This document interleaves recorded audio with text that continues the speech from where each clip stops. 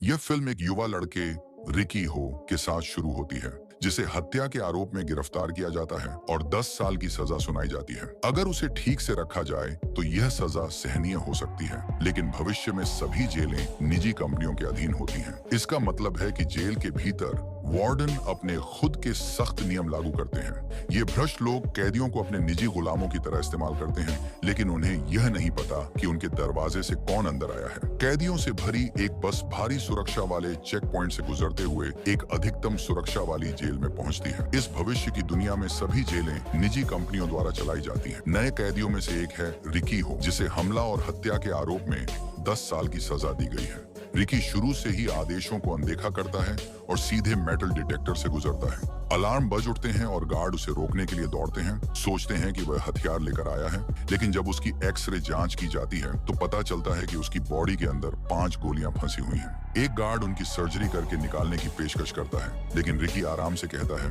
मैं इन्हें कुछ और सालों तक यादगार के रूप में रखूंगा। जेल को 4 हिस्सों में बांटा गया है, उत्तर, दक्षिण, पूर्व और पश्चिम। हर हिस्से का एक कैप्टन होता है जो जेल प्रशासन की अनुमति से अपने क्षेत्र पर राज करता है। ये चारों मिलकर खुद को गैंग ऑफ 4 कहते हैं। एक सुबह सैमुअल, जो उत्तर ब्लॉक के कैप्टन का दाहिना हाथ है, बाथरूम में एक बुजुर्ग कैदी को धमका रहा होता है और उसकी पिटाई कर रहा होता है। वह बूढ़ा कैदी अपनी सजा पूरी करने के करीब होता है, लेकिन सैमुअल उसे धमकाता है कि वह तभी जल्दी रिहा होगा जब सैमुअल खुद इसकी इजाजत देगा। अपनी ताकत दिखाने के लिए सैमुअल उस छोटे खिलौना ट्रेन को तोड़ देता है, जिसे बूढ़े कैदी ने प्यार से अपने बेटे के लिए बनाया था। यह देखकर बुजुर्ग कैदी गुस्से में आ जाता है और गुस्से में आकर लकड़ी तराशने का औजार लेकर सैमुअल पर हमला करने की कोशिश करता है, लेकिन सैमुअल जल्दी से औजार पकड़कर उसे बुरी तरह चेहरे पर मार देता है। हंगामा सुनकर एक गार्ड अंदर आता है और बिना कुछ सोचे समझे सैमुअल और उसके साथियों का पक्ष लेता है। तभी अचानक रिकी कदम बढ़ाता है और सैमुअल को ऐसा गिराता है कि वह सीधे कीलों से भरी लकड़ी पर मुंह के बल गिरता है।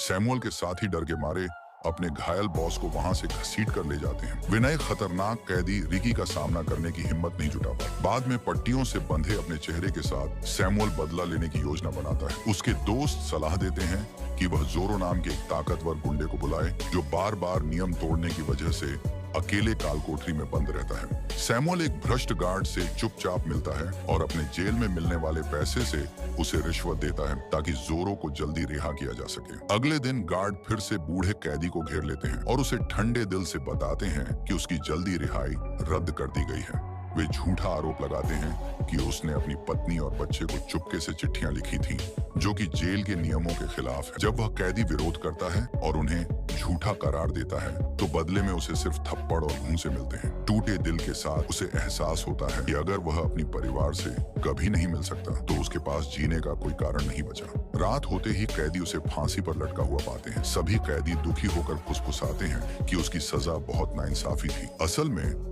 उसने अपनी गर्भवती पत्नी को अस्पताल ले जाते समय गलती से किसी को गाड़ी से टक्कर मार दी थी। रिकी यह सारी बातें सुनता है और जेल के आंगन में जाकर बूढ़े कैदी को आखिरी विदाई देने के लिए आगे बढ़ता है। वह जंजीरें तोड़ देता है। रिकी बूढ़े कैदी के शरीर से जंजीरें तोड़ता है और अपने हाथों से मरम्मत की गई खिलौना ट्रेन धीरे से उसके हाथों में रख देता है। अगली सुबह रिकी और सैमुअल नहा रहे होते हैं, तभी अचानक जोरो वहां आ जाता है। वह एक गुस्साए विशाल फ्रिज की तरह दरवाजे को रोक लेता है। बिना किसी देरी के जोरो रिकी पर हमला कर देता है। उसका जोरदार मुक्का रिकी को हवा में उछाल देता है और वह सीधे दूसरी दीवार से जा टकराता है, लेकिन रिकी खड़ा होता है और जोरो के अगले हमले का अद्भुत ताकत से जवाब देता है। उसका मुक्का जोरो के पेट के आर पार चला जाता है, जिससे जोरो तड़पते हुए जमीन पर गिर जाता है। सैमुअल तुरंत एक नुकीले हथियार के साथ रिकी पर हमला करता है, जिससे वह रिकी की हथेली को छेद देता है, लेकिन रिकी जरा भी नहीं हिलता, बल्कि वह शांति से सैमुअल की उंगलियां तोड़ देता है और इतना जबरदस्त मुक्का मारता है कि बंदूक भी शर्मा जाए। गार्ड्स जोर जोर से रिकी को आत्मसमर्पण करने के लिए चिल्लाते हैं। तभी उत्तर ब्लॉक का कैप्टन हाई वहां आ जाता है और गार्ड्स को रोक देता है। हाई चाहता है कि रिकी उसकी गैंग में शामिल हो, लेकिन रिकी साफ मना कर देता है। गार्ड्स रिकी को वापस उसकी कोठरी में ले जाते हैं, जहां उसे अचानक अपने सीने में तेज दर्द महसूस होता है। वह गहरी सांस लेता है और अतीत की एक याद उसके दिमाग में लौट आती है जब वह हाई स्कूल का छात्र था और अपने माता पिता की कब्र पर जाने के लिए पैदल चल रहा था। वहीं उसकी मुलाकात एक रहस्यमयी अजनबी से हुई, जो असल में उसका चाचा शांग कुएं था। शांग कुएं एक कुंग फू मास्टर था।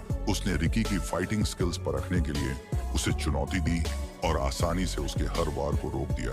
रिकी के तेज हमलों से प्रभावित होकर शांग कुएं ने उसे अपना शिष्य बनाने का फैसला किया। इसके बाद रिकी ने हर दिन कब्रिस्तान में ट्रेनिंग की। अपनी छाई ऊर्जा को इतना मजबूत बना लिया कि वह बड़े बड़े पत्थरों को आसानी से तोड़ सकता था और अपने सीने पर जोरदार वार सह सकता था। हकीकत में लौटते हुए रिकी को डिप्टी वार्डन के सामने पेश किया जाता है। यह आदमी साइक्लोप्स के नाम से जाना जाता है, एक घिनौना इंसान जो अपने लोहे के हुक वाले हाथ और नकली आंख पर गर्व करता है। वह एक प्लेट में स्टेक खा रहा होता है और रिकी से सवाल करता है, उसने एक खतरनाक गैंगस्टर को क्यों मारा और अनाथालय छोड़ने के बाद 2 साल तक क्या किया। जब रिकी कुछ भी बताने से मना कर देता है तो साइक्लोप्स उसे पास बुलाता है और बाहर से आई एक चिट्ठी दिखाता है। फिर वह अपनी लोहे की हुक से रिकी के हाथ में चोट करता है और उसके चेहरे पर घूंसा मारता है। उस चिट्ठी में रिकी की गर्लफ्रेंड की तस्वीर थी और साइक्लोप्स उसे धमकी देता है। रिकी पूरी तरह से अपना आपा खो देता है। वह डेस्क को 2 टुकड़ों में तोड़ देता है, एक गार्ड को कमरे के दूसरी तरफ फेंक देता है और फिर हवा में उड़ती गोली को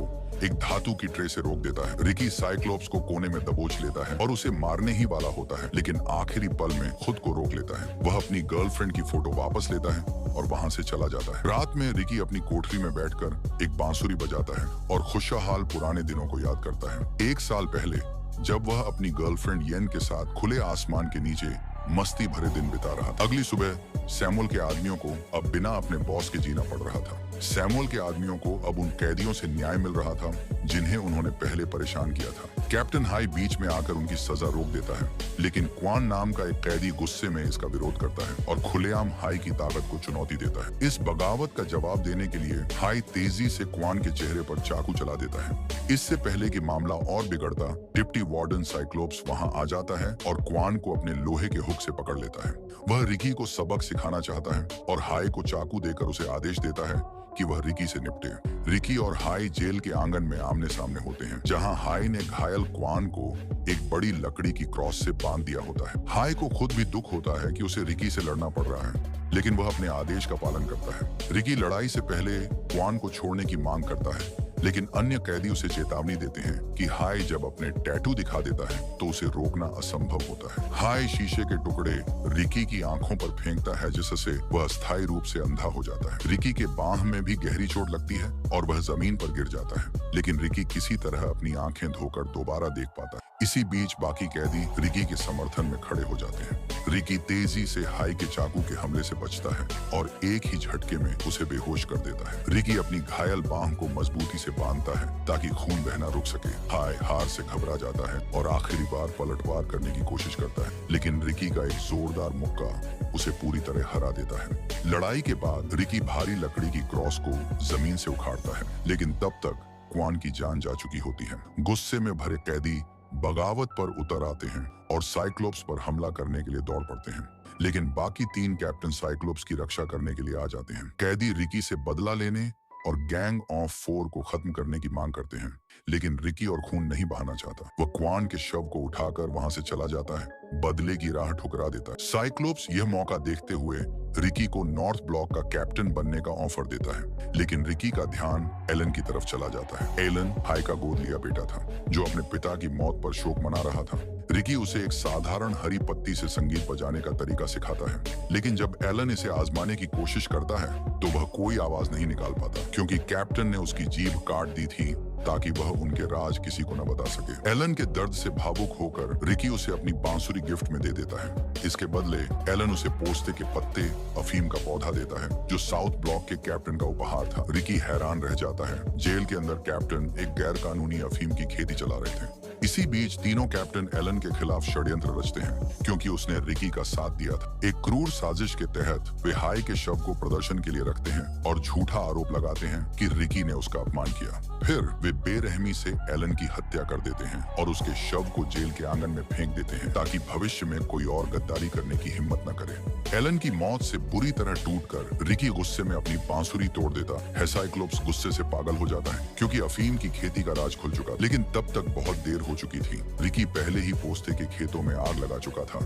और पूरे साम्राज्य को जला रहा था। साउथ ब्लॉक का कैप्टन हांग चुन रिकी को रोकने के लिए सामने आता है और जानलेवा कुंग-फू से उस पर हमला करता है। उसका एक जोरदार मुक्का रिकी के दिल के पास जाकर लगता है, जिससे वह जमीन पर गिर जाता है। इसी दौरान जेल में अफरा तफरी मच जाती है और कैदी इस मौके का फायदा उठाकर भागने की कोशिश करने लगते हैं। साइक्लोप्स घबराने लगता है। तभी उसे खबर मिलती है कि जेल का डायरेक्टर हवाई की छुट्टियों से लौटने वाला है। डर के मारे वह प्लान 0 को सक्रिय करने का आदेश देता है। उस जमीन पर पड़ा रिकी अपने घाव को पकड़कर अपने मास्टर की सीख को याद करता है। फिर वह अपनी ताकत समेटकर उठ खड़ा होता है और तीनों कैप्टनों का सामना करता है। एक कैप्टन रिकी को चाकू बंधी रस्सियों से जकड़ लेता है ताकि उसे खत्म कर सके, लेकिन तभी ताजान, गैंग का सबसे ताकतवर आदमी, बीच में आ जाता है और कहता है कि रिकी को मारने का सम्मान सिर्फ उसी को मिलना चाहिए। दोनों रिकी को मारने के अधिकार पर बहस कर ही रहे थे कि अचानक प्लान 0 के तहत दीवारों से ऑटोमेटिक गन सिस्टम चालू हो जाता है और चारों तरफ से गोलियों की बारिश शुरू हो जाती है। सब लोग बचने के लिए भागते हैं। ताजान रिकी को पकड़कर एक कमरे में खींच लेता है,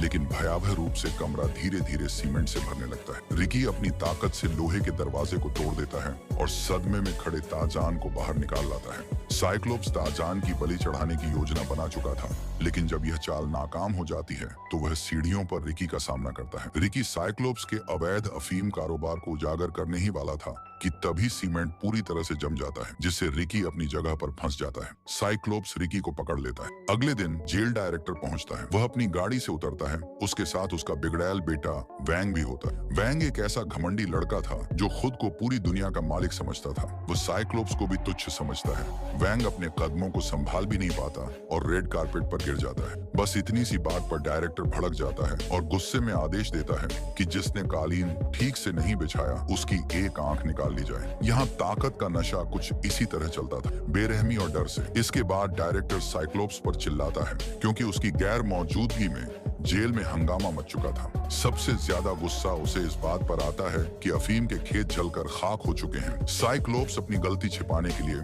रिकी को दोषी ठहराता है और डायरेक्टर के सामने पेश करता है। रिकी पूरी तरह जंजीरों में बंधा होता है और सिर से पांव तक सीमेंट में ढका हुआ था, जैसे किसी बेकार की मूर्ति। लेकिन जैसे ही रिकी डायरेक्टर को देखता है, वह अचानक पूरी ताकत से खुद को छुड़ा लेता है। एक ही झटके में वह सीमेंट तोड़ता है और डायरेक्टर को पकड़ लेता है। रिकी गुस्से में कहता है कि वह इस नशे के साम्राज्य को खत्म कर देगा। वैंग घबरा जाता है और चिल्लाता है कि साइक्लोप्स उसके पिता को बचाए, लेकिन उसी वक्त ताजान दीवार तोड़कर अंदर घुस जाता है। जैसे कोई जिंदा बुलडोजर हो, ताजान रिकी को धक्का देकर फेंक देता है और उसे लोहे की मुड़ी हुई सलाखों में फंसा देता है। इसके बाद शुरू होती है जबरदस्त पिटाई। डायरेक्टर और उसके बेटे के लिए यह किसी मनोरंजन से कम नहीं था, लेकिन रिकी इतनी आसानी से हार मानने वाला नहीं था। वह फिर से खुद को छुड़ाता है और एक जोरदार मुक्का मारता है, जिससे ताजान का जबड़ा अपनी जगह से खिसक जाता है। फिर एक और घूंसा मारकर रिकी ताजान की मुट्ठी तक तोड़ देता है। ताजान बेहोश होकर गिर जाता है। रिकी डटकर खड़ा हो जाता है और चिल्लाता है, कैदी कीड़े मकोड़े नहीं,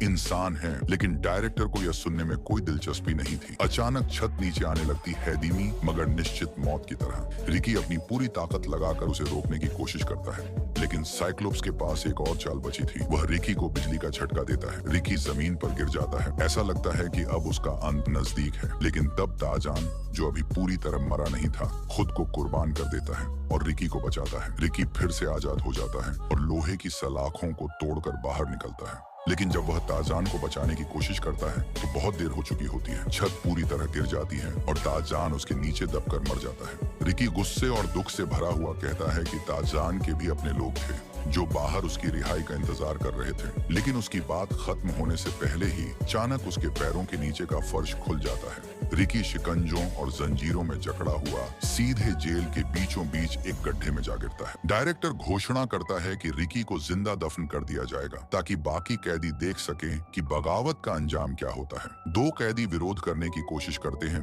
रिकी को वहीं गोली मार दी जाती है और गार्ड्स बाकी कैदियों को आदेश देते हैं कि वे उसे मिट्टी से ढक। रिकी विरोध नहीं करता और यहाँ तक कि उनसे कहता है कि वे अपनी जान जोखिम में न डालें। डायरेक्टर साफ कर देता है कि अगर रिकी 7 दिन जमीन के नीचे जिंदा रहता है तो उसे आजाद कर दिया जाएगा। साइक्लोप्स सोच समझकर जमीन में एक खोखली बांस की नली डाल देता है ताकि रिकी को थोड़ी हवा मिलती रहे, लेकिन वह ज्यादा समय तक तड़पता रहे। जैसे जैसे रात होती है, कैदियों में चिंता बढ़ने लगती है, लेकिन तभी अंधेरे में हल्की सी सीटी जैसी आवाज सुनाई देती है। रिकी अभी भी जिंदा है और लड़ रहा है। दो बचे हुए कप्तान रिकी को चुप कराने के लिए बांस की नली में मांस का टुकड़ा डालकर उसे बंद कर देते हैं, लेकिन रिकी, जो एक सच्चा सर्वाइवर है, बांस को तोड़ देता है और गिरा हुआ मांस खा लेता। भूखा और दफनाया गया रिकी अपनी खोई हुई प्रेमिका येन को याद करता है। फ्लैशबैक में दिखाया जाता है कि येन रात में घर लौट रही थी जब उसने कुछ लोगों को अफीम बेचते और इस्तेमाल करते हुए देख लिया। एक गैंगस्टर उसे देख लेता है और उसका अपहरण कर लेता है। वह किसी तरह भाग निकलती है, लेकिन घबराहट में छत से फिसलकर गिर जाती है और उसकी मौत हो जाती है। इस हादसे ने रिकी के अंदर ड्रग माफिया के खिलाफ आग भर दी। बदले की भावना से जलते हुए रिकी ने उस आदमी को खोज निकाला जो इसके लिए जिम्मेदार था। गैंगस्टर ने उस पर 5 गोलियां चलाई, लेकिन रिकी जरा भी नहीं हिला। उसने एक ही घातक वार में उस आदमी को खत्म कर दिया, जिससे वह हीरो भी बना और कैदी भी। इसी बदले की वजह से वह जेल में बंद है। उसने न्याय के बजाय बदला चुना। 7 भयंकर दिनों के बाद, तूफानों और असहनीय यातनाओं के बावजूद रिकी जिंदा निकाला जाता है। वह खुदाई मशीन से कूदकर बाहर आता है, लेकिन उसे सांस लेने का भी मौका नहीं मिलता। कप्तान तुरंत हमला कर देते हैं। कब्र जो नहीं कर पाई, वह अब पूरा करने को तैयार है। कैदी अब अन्याय और झूठे वादों से तंग आ चुके हैं। वे बगावत कर उठ खड़े होते हैं, लेकिन रिकी को फिर से अंधेरी कोठरी में फेंक दिया जाता है, जैसे कोई जंगली जानवर हो। फिर भी जंजीरों में बंधे होने के बावजूद रिकी हार मानने से इनकार कर देता है। वह साफ कहता है कि एक भेड़िया और सुअर कभी दोस्त नहीं बन सकते। उसकी इस हिम्मत की सजा उसे तुरंत मिलती है। उसके चेहरे पर लोहे की रिंच से जोरदार वार किया जाता है। कप्तान उसे सताने के लिए कहते हैं कि वह बताए पिछले 2 सालों में वह कहाँ था। वे उसके मुंह में तेज धार वाले ब्लेड डाल देते हैं और तब तक मारते हैं जब तक खून नहीं बहने लगता। लेकिन जब डायरेक्टर खुद जवाब पाने के लिए आता है, तो रिकी उन्हीं ब्लेड्स को उसके चेहरे पर थूक देता है। शांत लेकिन घातक अंदाज में रिकी कहता है कि उसका राज इन जालिमों को कभी नहीं मिलेगा। उसी रात रिकी का एक दोस्त अपनी जान जोखिम में डालकर उसे खाना और हिम्मत देने आता है, लेकिन सहायक वार्डन की पैनी नजर से कुछ भी छिप नहीं सकता। सुबह होते ही साइक्लोप्स उस गद्दार को पकड़ लेता है और उसे बेरहमी से मार देता है। वह उसकी लाश को बाकी कैदियों के लिए सबक बनाना चाहता है, लेकिन जब वह जीत की खुशी मनाने आता है तो देखता है कि रिकी वहां नहीं है। दरअसल रिकी छत के पास छिपा हुआ होता है, बाघ की तरह शिकार के इंतजार में। वह अचानक हमला कर देता है, गार्ड्स को मार देता है, सहायक वार्डन को खत्म कर देता है और साइक्लोप्स को घायल कर देता है। तभी और गार्ड्स आ जाते हैं, लेकिन वे अपने मरते हुए दोस्त को बचा नहीं। रिकी चुपचाप उसे धन्यवाद देता है, लेकिन उसके दिल में अब बस गुस्सा भरा है। कैदी गुस्से में साइक्लोप्स पर टूट पड़ते हैं। उसकी आखिरी बची हुई हथेली भी काट देते हैं, जिससे वह बिना हाथों का खिलौना बनकर रह जाता है। जेल में दंगा भड़क उठता है। कैदी और गार्ड्स एक दूसरे से जमकर लड़ते हैं। हर कोई आजादी के लिए जान की बाजी लगा देता है। रिकी भी इस लड़ाई में शामिल हो जाता है और ऐसा हमला करता है कि गार्ड्स पीछे हटने को मजबूर हो जाते हैं। वह साइक्लोप्स को पकड़ लेता है और उसे आदेश देता है कि उसे डायरेक्टर के पास ले जाया जाए। इसी दौरान डायरेक्टर और उसका बिगड़ैल बेटा किचन में बैठे खाने का स्वाद छक रहे होते हैं और जिन व्यंजनों का स्वाद उन्हें पसंद नहीं आता, उनके लिए शेफ को सजा दे रहे होते हैं। उनकी क्रूरता तब बाधित होती है जब रिकी अचानक वहां धमक जाता है। साइक्लोप्स रिकी को बचाने के लिए अपनी जान दांव पर लगा देता है और गोलियां झेल लेता है, लेकिन डायरेक्टर बिना झिझक साइक्लोप्स को भी गोली मार देता है, यह साबित करते हुए कि यहाँ वफादारी की कोई कीमत नहीं है। अंतिम लड़ाई शुरू होती है। बाकी ब्लॉक के कैप्टन रिकी के साथियों पर हमला करते हैं, जबकि रिकी खुद 2 मार्शल आर्ट मास्टर से भिड़ जाता है। उनमें से एक क्वानू रिकी पर उबलता हुआ पानी फेंक देता है, लेकिन जल्दी ही उसे अपने कर्मों की सजा मिल जाती है। उसका पैर एक बैरल में फंस जाता है और रिकी मौके का फायदा उठाकर उसका पैर काट देता है। अंतिम बचा हुआ कैप्टन भागने की कोशिश करता है, लेकिन डायरेक्टर कायरों के लिए कोई जगह नहीं छोड़। वह उसे एक विस्फोटक गोली से उड़ा देता है। अगर आप इस जबरदस्त फिल्म का नाम जानना चाहते हैं तो डिस्क्रिप्शन में देखें। इस बीच कमेंट में बताएं कि आपने हाल ही में कौन सी अजीब और जबरदस्त फिल्म देखी है। लाइक और सब्सक्राइब करना न भूलें, ताकि हम आपके लिए ऐसी ही मजेदार कहानियां लाते रहें।